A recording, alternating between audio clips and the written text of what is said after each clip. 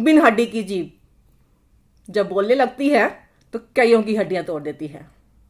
जी हाँ, ये जो बिना हड्डी की जीभ है ना, जब बोलने लगती है तो बहुतों की हड्डियां तोड़ देती है।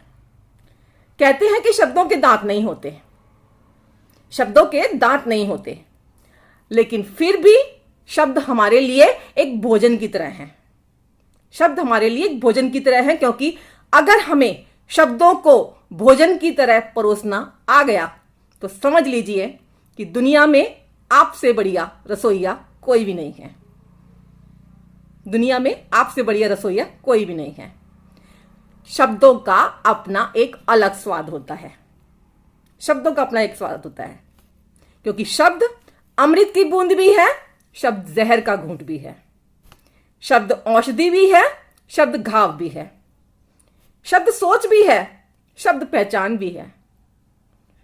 शब्द अमृत की बूंद भी है, जहर का घूंट भी है, औषधि भी है, घाव भी है, सोच भी है और पहचान भी है।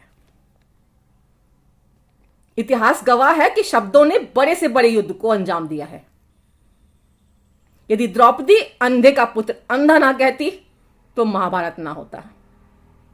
बात भले ही छोटी सी है, मजाक में कही गई हो, लेकिन है एक बहुत ही गंभीर बात। तीर तलवार गोली के जख्म भर जाते हैं, तीर तलवार गोली के जख्म भर जाते हैं, मगर शब्दों के घाव नासूर बन जाते हैं। शब्दों के घाव नासूर बन जाते हैं। अब आप सब सोचेंगे आखिर मैं कहना क्या चाहती हूं। उम्र गुजर गई, अब शब्द बनाना सीखना पड़ेगा, कब किससे कहां क्या कैसे बोलना है, अब हमें यह सब सीखना पड़ेगा। ऐसा नहीं है, मैं सिर्फ आप सबका ध्यान सिर्फ कुछ उस बात पे लगाना चाहती हूं जो अक्सर हम गलतियां कर जाते हैं बोलते समय। सिर्फ उन चंद बातों का आपका ध्यान दिलवाना चाहती हूं, ताकि जिंदगी में हम कभी ऐसी बड़ी गलती ना कर बैठें। जानना चाहते हैं ऐसा क्या? आज मैं अपनी वीडियो में इन सब की ही चर्चा करना चाहूंगी, लेकिन पहले ये बताइए कि आप सबने मेरे चैनल को सब्सक्राइब किया? नहीं तो जल्दी से करके आइए। सबसे पहले आज यही काम कीजिए, मेरे चैनल को सब्सक्राइब कीजिए, ताकि मैं आपके साथ हमेशा इसी तरह से जुड़ी रहूं। चैनल को सब्सक्राइब कर दीजिए ताकि वीडियो की आगे शुरुआत करती हूं। तो चलिए बात करते हैं शब्दों की, शब्दों की गहराई की, शब्दों को समझने की। बात करते हैं शब्दों की। ये तो हम सब जानते हैं कि जो हमारे दिल में होता है, हमारे दिमाग में चल रहा होता है, वही शब्द हमारे मुख पर आते हैं, हमारे मुंह से वैसे ही शब्द निकलते हैं। पर क्या हमने कभी सोचा है कि हमने जिन शब्दों का इस्तेमाल किया है, जिन शब्दों का हमने इस्तेमाल किया है, उसका सुनने वाले पर क्या असर होता है? पिछली वीडियो में मैंने आप सबको बताया था कि हर बात को समझने के दो पहलू होते हैं। हम तो अपनी बात कह जाते हैं, मगर सामने वाले के समझने पे दो पहलू होते हैं कि वो अपनी बात को, हमारी बात को किस वे में लेता है, पॉजिटिव वे में या नेगेटिव वे में। पिछली वीडियो में मैंने इस बात के बारे में बोला था। ये आपके शब्दों पे डिपेंड करता है कि हम उस शब्द को किस तरह से लपेट कर बोल रहे हैं। हमारे शब्दों को बोलने की प्रतिक्रिया क्या है, ये सामने वाले पे बहुत अफेक्ट करता है। जब हम गुस्से में होते हैं तो उसी तरह से शब्दों का इस्तेमाल करते हैं, प्रतिक्रिया भी उसी तरह से देते हैं। जब हम खुश होते हैं तो हम अपनी खुशी प्रकट करते हुए शब्दों की प्रतिक्रिया देते हैं। सब हमारे मूड पर डिपेंड करता है कि हमें कब क्या कैसे शब्दों का इस्तेमाल करना है। यहां तक तो ठीक है, लेकिन कभी कभी जब हम निराशाजनक स्थिति में होते हैं, निराश हुए होते हैं, निराशाजनक स्थिति में होते हैं, और सामने वाला हमारी स्थिति की, परिस्थिति की परवाह किए बिना हमें कुछ ऐसे चुभते हुए शब्द बोल जाता है जिसकी हमने कभी सपने में भी कल्पना नहीं की होती। सामने वाला बोलकर चला जाता है और वो शब्द हम सोचते रह जाते हैं कि ये हमारा सबसे प्रिय मित्र है, हमारा सबसे प्रिय है दुनिया में, और इसने मुझे ऐसे शब्द बोल दिए। सामने वाले ने अपनी भड़ास निकाल ली, गलत शब्दों का इस्तेमाल कर दिया गुस्से में, बिना सोचे समझे, लेकिन साथ ही साथ अनजाने में उसने अपने रिश्तों में खटास डाल दी। उसी वक्त अपने रिश्तों में खटास डाल दी। भले ही बाद में सब कुछ नॉर्मल लगे, भले ही अंदरूनी तौर पर लगे कि नॉर्मल है, कुछ नहीं है, उसने माफी मांग ली, सब ठीक है, लेकिन कितनी भी माफी मांग ली जाए और सामने वाला कितना भी माफ कर दे, लेकिन दोनों के मन में दूरियां आ जाती हैं। क्योंकि बात बात पर जब भी कभी झगड़ा होगा या कुछ बात होगी तो सामने वाला बताएगा, जताएगा और वो शब्द बार बार निकल के आएंगे, बार बार निकल के आएंगे। रिश्तों में दूरियां, कहीं गांठ स्पष्ट नजर आने लगती है, जिसका बात बात पे झगड़ों के रूप में अक्सर नजर आते हैं। तभी तो कहा गया तोल मोल कर बोल, तोल मोल कर बोल, सामने वाले के स्वभाव को जानकर बोल। 2 लाइनें बोल रही हूं, ध्यान से सुनिएगा। तोल मोल के बोल, ये शब्द हैं बड़े अनमोल। तोल मोल के बोल, ये शब्द हैं बड़े अनमोल। दुखे दिल किसी का, मुख से मत कुछ ऐसा बोल। दुखे दिल किसी का, मुख से मत ऐसा कुछ बोल। वाणी में अमृत घोल, कड़वे बोल न मुंह से बोल, कड़वे बोल न मुंह से बोल। क्योंकि ये शब्द ही जोड़ते हैं रिश्ते, और ये शब्द ही हैं जो पल भर में तोड़ मरोड़ देते हैं रिश्ते।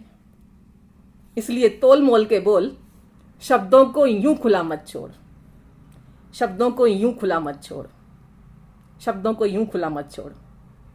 क्योंकि एक बार जो शब्द हमारे मुंह से निकल गया तो वो शब्द कभी भी हमारे लाख चाहने पर वापस नहीं आ सकते, वापस नहीं आ सकते। एक छोटी सी, बहुत ही छोटी सी कहानी बताती हूं, आपको सुनाती हूं, कृपया ध्यान से सुनिएगा। एक बार एक किसान गुस्से में आकर अपने पड़ोसी को बहुत ही बुरा भला कह दिया। एक किसान ने अपने बहुत ही अच्छे और पड़ोसी मित्र को बहुत ही बुरा भला कह दिया। बिना कुछ सोचे समझे उसको बहुत बुरा भला कह दिया। बरसों से साथ रह रहे थे दोनों। गुस्से में बुरा बोलते देखकर वो पड़ोसी भी बहुत दुखी हुआ। उसने सपने में भी कभी कल्पना नहीं की थी कि मेरा पड़ोसी मुझे इस तरह से कुछ अपशब्द बोल सकता है। लेकिन वो कुछ नहीं बोला, दुखी हुआ मगर कुछ नहीं बोला। कुछ समय के पश्चात, कुछ समय गुजरने के पश्चात जब उस किसान को अपनी गलती का एहसास हुआ तो वो एक संत के पास गया। उसने संत को सारी बात बताई और कहा कि मैं अपने शब्द वापस लेना चाहता हूं। उसने संत को सारी बात बताई और कहा कि मैं अपने शब्द वापस लेना चाहता हूं। संत ने कहा किसान से, ठीक है, तुम खूब सारे पंख इकट्ठा करके लेके आओ और उसे बाजार में बीच चौराहे पर रख कर आओ। किसान ने ऐसा ही किया, बीच चौराहे पे गया और पंख रखकर आ गया। अब किसान ने फिर पूछा, अब मुझे क्या करना है? तो संत ने कहा, अब फिर से जाओ उसी जगह पे, बीच चौराहे पर जाओ और जितने पंख तुम रख कर आए थे उन्हें फिर से इकट्ठा करके मेरे पास लेके आओ। उन पंखों को फिर से मेरे पास लेके आओ। किसान फिर चौराहे पे गया, लेकिन उसने वहां पे क्या देखा कि पंख यहां वहां इधर उधर उड़ चुके थे। अब पंखों का वहां पे कोई भी नामो निशान नहीं था। अब किसान खाली हाथ ही संत के पास वापस आ गया और बताया कि अब पंख वहां नहीं है। संत ने कहा, क्या एक भी पंख नहीं है वहां पे? तो किसान बोला, नहीं, एक भी पंख नहीं है वहां पे। तब संत बोले, ठीक ऐसा ही होता है, ठीक ऐसा ही होता है तुम्हारे द्वारा मुंह से निकले गए शब्द। ऐसा ही होता है तुम्हारे द्वारा मुंह से निकले हुए शब्दों के साथ। तुम इन्हें आसानी से मुख से निकाल तो सकते हो, लेकिन चाहकर भी वापस अपने मुख में डाल नहीं सकते। आसानी से मुंह से निकाल सकते हो, लेकिन वापस इसे अपने मुंह में डाल नहीं सकते।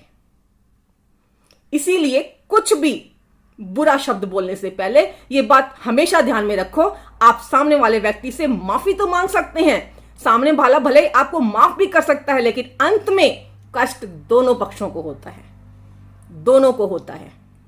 इसीलिए अच्छा यही है कि ऐसे वक्त पर चुप रहा जाए, चुप रहा जाए, मौन रहा जाए। एक शब्द मनुष्य के अंदर ऐसे उतरता है जैसे अमृत की बूंद, और दूसरा शब्द दिल में इस तरह से उतरता है जैसे जहर का घूंट।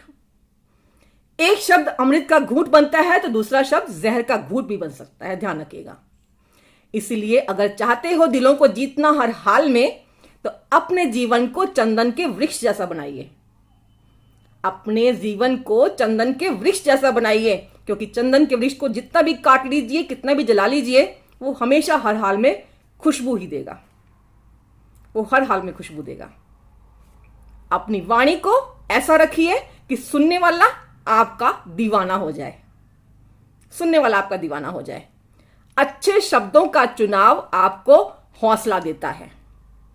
शब्दों को चुनकर बोलिए, सोच समझकर बोलिए, क्योंकि वो शब्दों का चुनाव आपको हौसला देता है, पॉजिटिविटी देता है, आपको ताकतवर बनाता है, आपको आत्मविश्वास से भरपूर बनाता है, आपके चारों ओर आपके प्रशंसकों का जमावड़ा इकट्ठा करता है, आपका व्यक्तित्व भी निखारता है। इसीलिए अच्छे शब्दों का चुनाव कीजिए, शब्दों में जादू लाइए, सोच समझकर बोलिए, कम बोलिए, मीठा बोलिए, सोच समझकर बोलिए। कभी कभी वक्त पड़ने पर मौन भी रहना सीखिए। जरूरी नहीं कि हर बात का पलट कर जवाब दिया जाए, जरूरी नहीं है। शब्द हमारे लिए भोजन की तरह होने चाहिए। अब तो समझ गए होंगे शब्दों को हमने किस प्रकार से परोसना है। शब्द हमारे लिए भोजन की तरह होने चाहिए। किस समय कौन सा शब्द हमें परोसना है, कहां परोसना है, वो हमें आना चाहिए। तभी हम दुनिया के सबसे बड़े रसोइया कहलाएंगे, सबसे अच्छे रसोइया कहलाएंगे। और उन शब्दों का भी अपना एक स्वाद होना चाहिए। परोस तो दिया, लेकिन उनका स्वाद भी होना चाहिए। और स्वाद कैसे होगा, पहले आप उन्हें खुद चखिए। अगर वो आपको शब्द बुरे लगते हैं तो सामने वाले के लिए तो नेचुरली बुरे लगने हैं। आपको ही अगर कड़वे लग रहे हैं वो शब्द, तो सामने वाले को भला कैसे अच्छे लगेंगे। Just think about it, think about it. शब्द शब्द सब कोई कहे, शब्द के हाथ ना पाऊं। एक शब्द औषधि करे, एक शब्द करे 100 घाव। शब्द शब्द सब कोई कहे, शब्द के हाथ ना पाऊं। एक शब्द औषधि कहे, एक शब्द करे 100 घाव। भले ही शब्दों के दांत नहीं होते, लेकिन जब ये शब्द काटते हैं ना, बहुत ही बुरा जख्म दे जाते हैं, अंदर तक जख्म दे जाते हैं, जो ताउम्र नहीं निकलते। आप कितनी भी कोशिश कर लीजिए। क्या कहना चाहेंगे आप सब? यही ना कि ऐसी वाणी बोलिए मन का आपा खोए, औरन को शीतल करे आपहु शीतल होए। इन शब्दों के जादू से, इन शब्दों की गहराई को, इन शब्दों के मिठास को जरूर अपनाइएगा। अपने विचार मुझे कमेंट करके जरूर दीजिएगा। मेरे वीडियो को लाइक कीजिएगा, शेयर जरूर कीजिएगा और चैनल को सब्सक्राइब करना मत भूलिएगा। मैं आरुमि अभी आपको सबको हृदय से नमन करती हूं। जय श्री कृष्णा दोस्तों।